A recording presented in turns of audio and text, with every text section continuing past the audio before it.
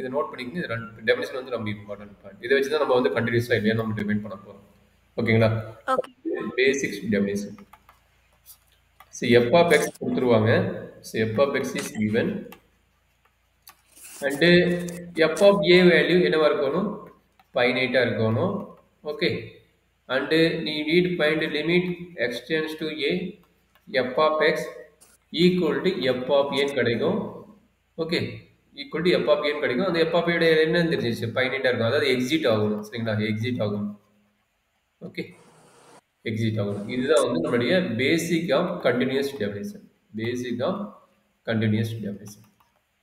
இன்னொரு Okay, advance sir. Definition என்ன சொல்றாங்கன்னா left hand limit and right hand limit definition. ஓகேங்களா?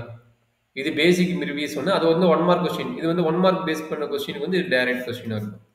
இப்போ நம்ம Okay. பார்க்கறது 3 மார்க் 5 மார்க் கொஸ்டினுக்கு இது இருக்கும். கொஞ்சம் பார்த்துங்க. அதாவது நான் ஆல்ரெடி சொன்னது இங்க ஒரு பாயிண்ட் ஏன்னு இருக்குதுன்னா இங்க வரதுக்கு பேர் லெஃப்ட் லிமிட், இங்க வரதுக்கு பேர் ரைட் லிமிட். அப்ப இதை நோட் பண்றது பார்த்தீங்கன்னா LHL, இது வந்து RHL. அப்ப Understood. இங்க என்ன நடக்குங்க? Limit x tends to a minus f of x.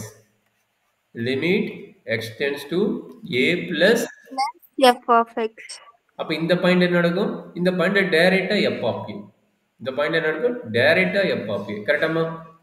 அப்ப Okay, sir. சொல்லுங்க, இந்த 3 வேல்யூ எப்படி இருக்கணும்? ஈக்குவலா இருக்கும். Equal.